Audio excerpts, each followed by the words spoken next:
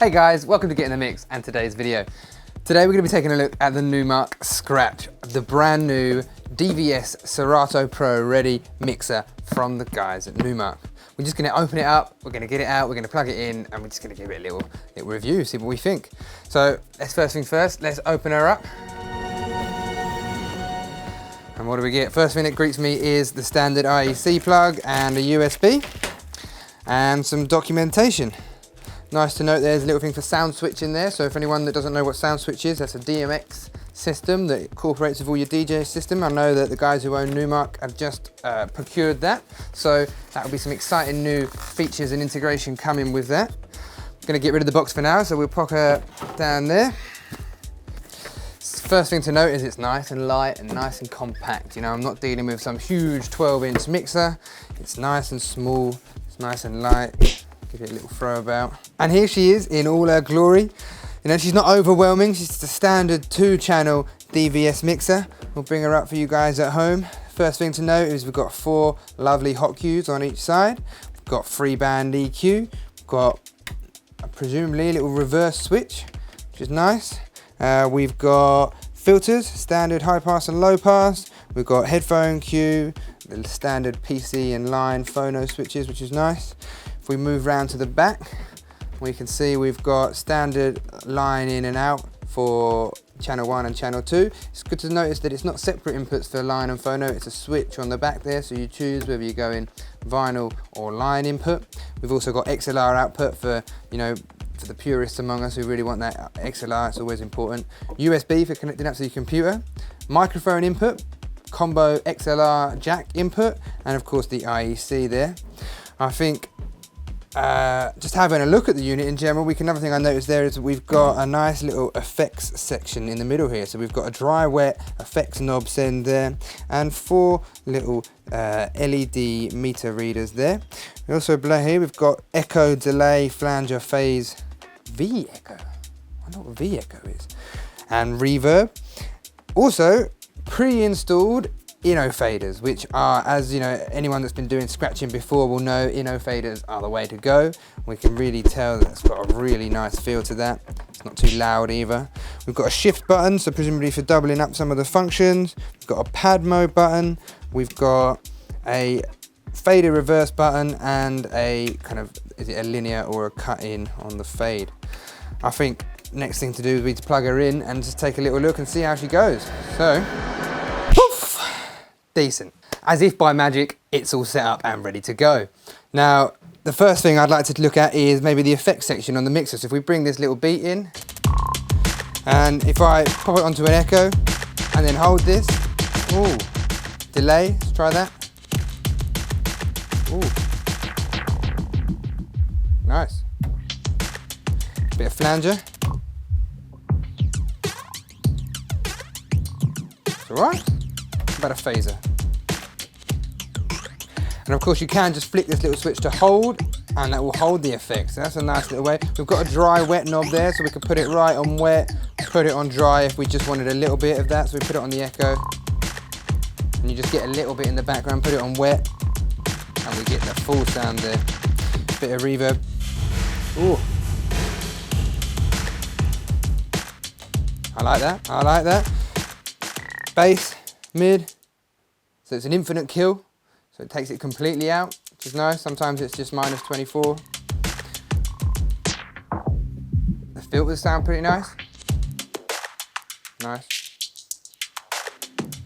Also, I've noticed there's a little loop button, so I've set that into a loop there, but we can come out of a loop and we can go into a loop and we can set the beat divisions. Nice. Set that a little larger. 16 bars. Right, here's a disclaimer. We have a little scratch. I don't scratch, so you know, just to give you a heads up. But we'll give it a go anyway, and we'll see what the fader feels like on the cut. So, might help if I press play.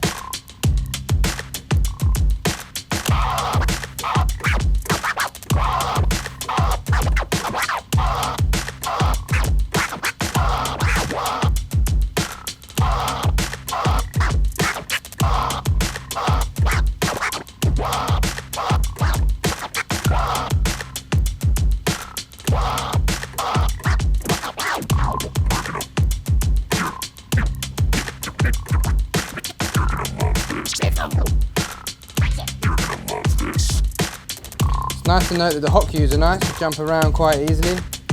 So let's just...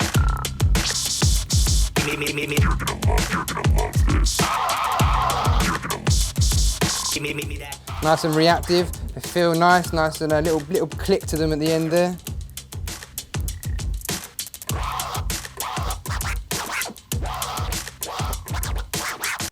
So, as we can tell from that clip, even the most average of scratchers can get an alright sound from this fader, from the general feel of this mixer. Now, one thing I'd like to touch on is just the feel of it. You know, how do the knobs feel? Now, the EQ knobs could have a little bit less resistance to them. I feel like they're a little bit stiff, but with the infinite kill and the distance they go, you know, they're nicely separated apart. I really like the feel of this knob. You know, the colour effects on that is really nice. I really like this little feature, the little flick back and forth, the way that we've got a wet and dry there. I've also noticed here that we've got pad mode. So if we loaded some samples in here, we can launch samples, we can do rolls. Ooh.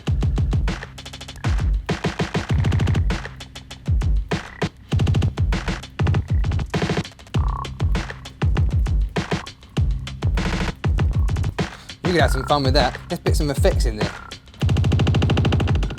Ooh. And some filters.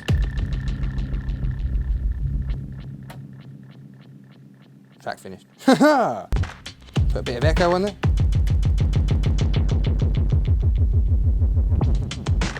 Ooh. Bit of delay.